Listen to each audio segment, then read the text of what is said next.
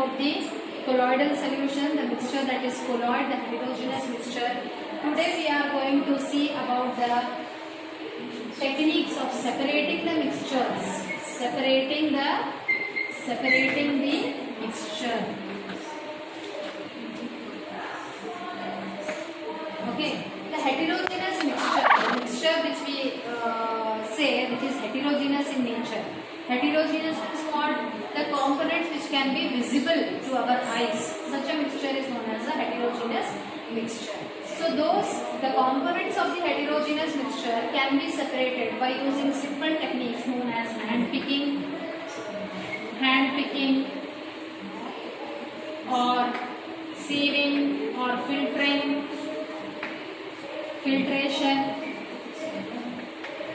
Okay. So there are some different new techniques of separating the heterogeneous mixtures also. We will be seeing, okay, the different techniques of separating the components of the heterogeneous mixture. Okay, for example, one of the technique,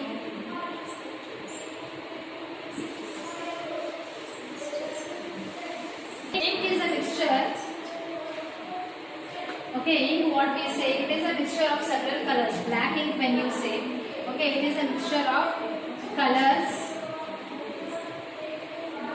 Blue ink or you say, or black ink, whatever you say. Black ink is a mixture of several colors. Blue ink, what you see, it is a mixture of blue color dye and the water. So how to separate the water from that dye?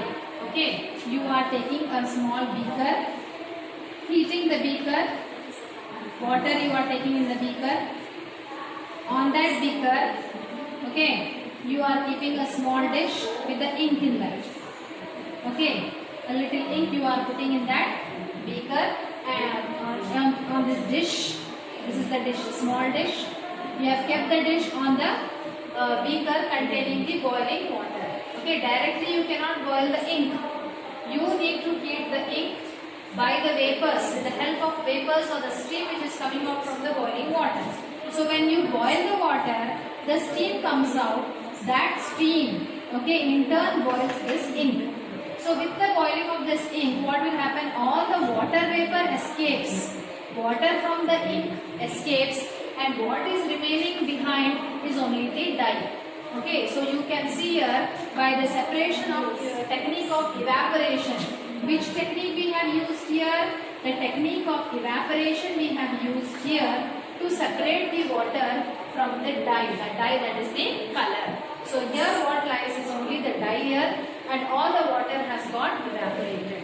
So by the steam which is being created from the that is used to boil the ink or to heat the ink. With that heat, the water vapor evaporates, leaving behind the color of the ink. So that is one simple technique of evaporation, heating and evaporating the water vapors. Another technique is known as the centrifugation. Cream. How to separate cream from milk? Okay, milk is a a mixture of many things. Okay, this is a colloidal solution. The particles we cannot see. It seems to be homogeneous, but it is actually a heterogeneous mixture. How to separate cream? Cream is a fatty substance which is there in the milk. Okay, how to separate that from the liquid? This is a solid one and this is the liquid. So for this we use a special technique of centrifugation. Okay, so for the process of centrifugation, okay, we place this milk in different tumblers, or in one tumbler only we can close the lid of that tumbler and place in the centrifugation machine. Centrifuge, what we say, that machine will rotate the device or the whatever tumbler you are keeping inside. This will be rotated in that centrifugation device or centrifuge, what you say. The milk will be floating here, and the heavier particles, the cream particles, will settle here down. Okay, so this centrifugation device is based on the difference in densities of the components. The cream being denser than the milk, it is heavier. On rotation, it will settle down.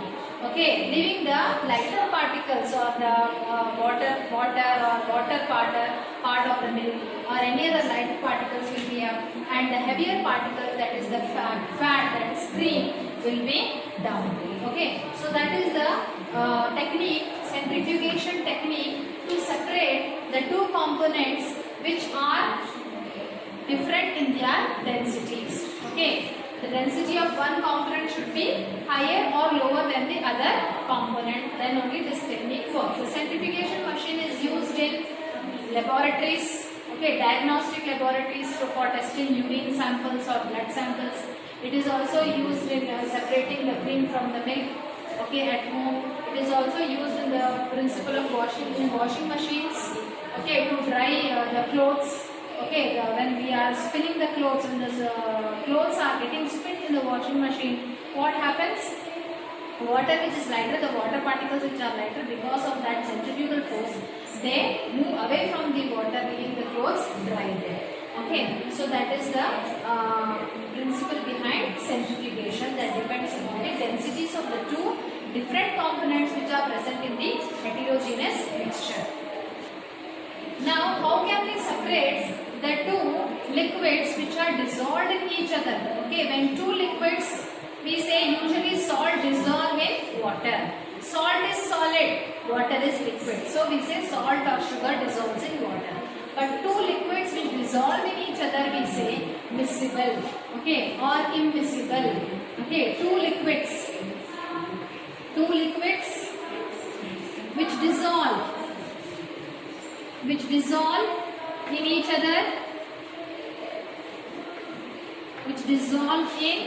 other,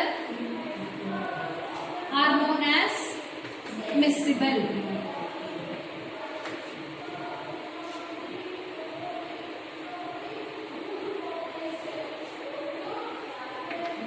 Miscible. If they do not dissolve,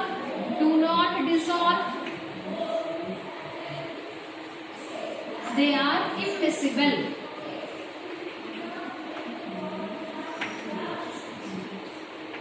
Okay, for example, alcohol and water dissolve in each other.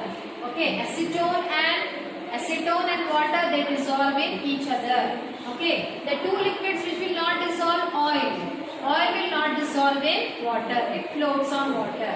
So two liquids which do not dissolve in each other, they are known as immiscible liquids. How to separate those two immiscible liquids? Here is a diagram.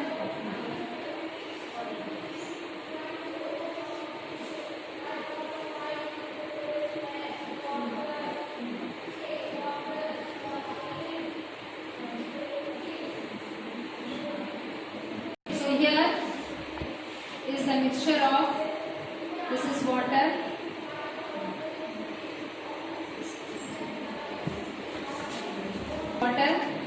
mixture of water, and you take this as a kerosene or oil. Okay, this is water, this is the layer of water, this is oil. How to separate that? A special device that is known as a separating funnel. This is the device that is known as a separating funnel is used.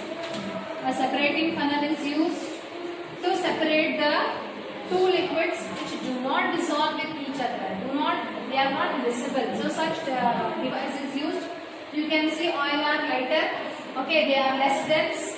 They float on the water. Water being heavier, settles at the bottom at the lower level. So here is the opening. When you open this tap, all the water is being collected from this opening. When all the water has come out, just when you close the tap, leaving what is left behind in the funnel, that is the oil. That is a simple technique of separating the two liquids which do not dissolve in each other, which are not miscible. Okay, now the two liquids. Okay, how can you separate a mixture of salt and ammonium chloride? Okay, that one. Now we will see the two miscible liquids. The liquids which are miscible with each other. Miscible means what? The two liquids which dissolve in each other, which get which form a uniform solution. Example: acetone acetone and water. When you mix acetone in water, what happens? They dissolve in water. Okay, some of the solvents are there which are soluble in water like benzene, alcohol, acetone.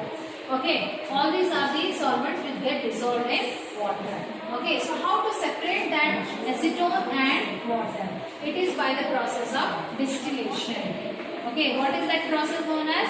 It is known as distillation. What is that distillation? That is the setup. I will show you how it works. This is the round bottom flask.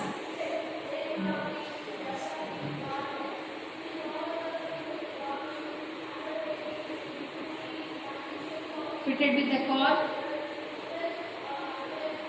and the thermometer is there to record the temperature. This is the bend tube to collect the vapors of the rising liquid.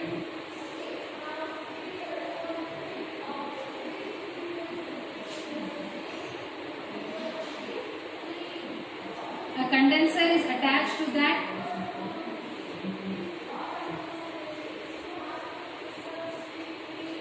Okay.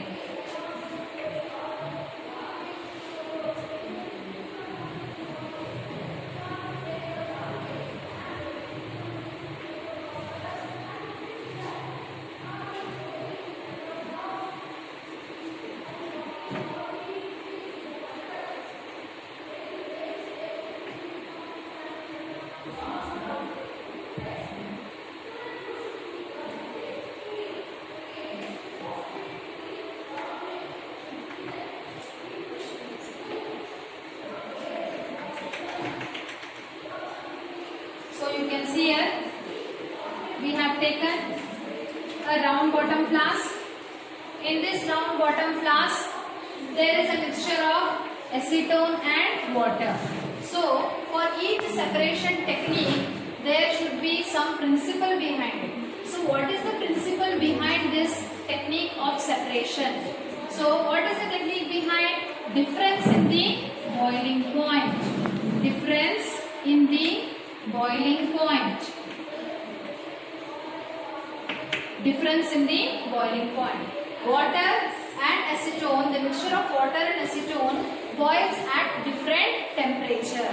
So acetone boils at, the boiling point of acetone is 56 degrees Celsius. The boiling point of water is 100 degrees Celsius. So this mixture of acetone and water is taken in a round bottom flask. It is heated. This round bottom flask is being fitted with a cork with the two inlets, one for the thermometer to record the temperature, another for the condenser to condense the vapors of the vaporizing liquid which is boiling, and here you can see a separate unit is there to collect the condensed liquid. Okay, so once the mixture starts boiling, this is the mixture of acetone and water. Once the temperature reaches to 56 degrees Celsius, that is acetone, it boils at that temperature. First acetone boils. The vapors of acetone come out from this mixture. They start rising in this tube, in this vent tube, in this delivery tube. They go up and they come here near the condenser. Here you can see a separate unit is being attached where the cold water is circulating. What for this cold water is circulating? To condense this vapors of the acetone into liquid. Here is the temperature difference. Just to lower the temperature here, the cold water will be circulating out. Out it will be circulating. The tube is inside, the water is outside. Water doesn't go inside the vent tube. So just to minimize the temperature, to lower the temperature for the steam or the vapors to condense into liquid, cold water is circulated here. So once the vapors of the acetone come here to this part, what happens? Due to the temperature difference, low temperature, the vapors will condense into liquid. The gaseous state will convert into the liquid state, and here you can see the condensed acetone will come down and fall in this beaker here in the form of liquid. This is the liquid, that is the acetone. So when all the liquid acetone, full acetone has been vaporized, leaving behind the water here. The temperature, you can see, the temperature will not rise here. After it reaches 56 degrees Celsius, the temperature will be constant. It will not rise. Why? Because that temperature, the heat which is being applied here, it is being used to vaporize all the acetone which is present in the water to the liquid state. Till then the temperature will not rise. That is the latent heat of evaporation, what we learned in the previous chapter. That is the latent heat of evaporation. Till all the acetone is being vaporized and condensed, there is no rise in the temperature in the thermometer. So after that we can see the water will be left behind here. When the temperature is rising, what we should do? We should stop the boiling. We should stop heating when you see rise in the temperature in the thermometer. 1 degree, 2 degrees, if it starts rising, you should stop the heating of the round bottom flask, and you should we see that acetone is being separated in a different jar and leaving water behind.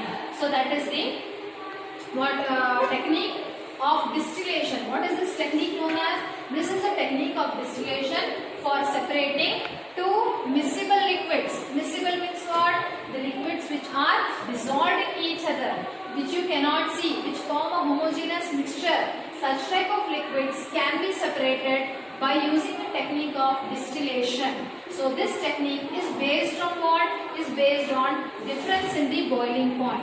Okay, the mixture, the two components of the mixture can be separated only when there is a difference in their boiling point.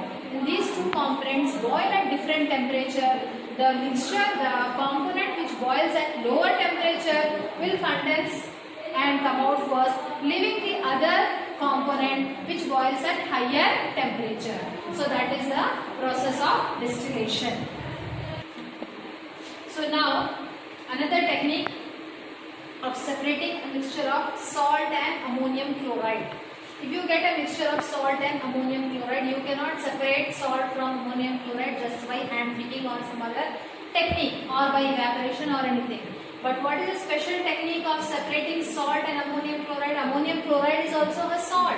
Okay, it is also like the same crystals. Okay, white in color. You cannot separate it. So what is the process here? Sublimation is the process.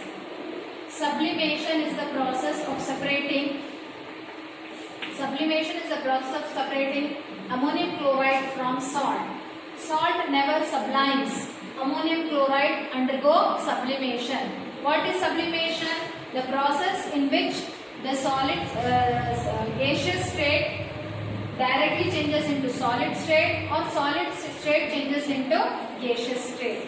Okay, sublimation is a process in which the substances on heating, which are in solid state, and converts into gaseous state, or on heating gaseous state will change into solid state without undergoing the liquid state. Okay, they do not melt and they do not form the vapors. Directly the solid will vaporize and form. Again when it cools, it forms solid. Okay, so here you can see a china dish is taken. In that china dish a mixture of salt and ammonium chloride is taken. It is heated, and on that mixture a inverted funnel. The funnel is being inverted. Okay, this is the mouth of the funnel that is being inverted on that mixture, and this opening of the funnel is plugged with a cotton ball. Okay, so here in this china dish what you have taken? Salt and ammonium chloride you have taken. Okay, and what is inverted over that? Funnel is inverted, which is totally airtight with the cotton plug. Okay, now you can see this china dish will be heated. On heating, what will happen? What will sublime? One component should be undergoing sublimation. Both cannot sublime. Like that type of mixture only you can use this technique. For that mixture only you can use that technique. In that one component should sublime, another should not sublime. Such components can be separated. In this salt and ammonium chloride undergoes sublimation. It sublimes. That means what? On heating, solid changes to gas. On heating, solid will change to gas. Again, gas will change to solid. Okay, on heating only. It works only on heating. So when you heat this mixture, the vapors of ammonium chloride. These are the vapors of ammonium chloride. Salt will be there only. Vapors of ammonium chloride, its boiling point or melting point we can say, it sublimes at low temperature only. Okay, so this ammonium chloride vapors will rise, and here it comes and condenses. This is a gas. This is solid ammonium chloride. This is vapor state. When it comes here, it cools down again. It cools down again to form what? To form solid. Solid on heating changes to gas. Gases on cooling changes to solid.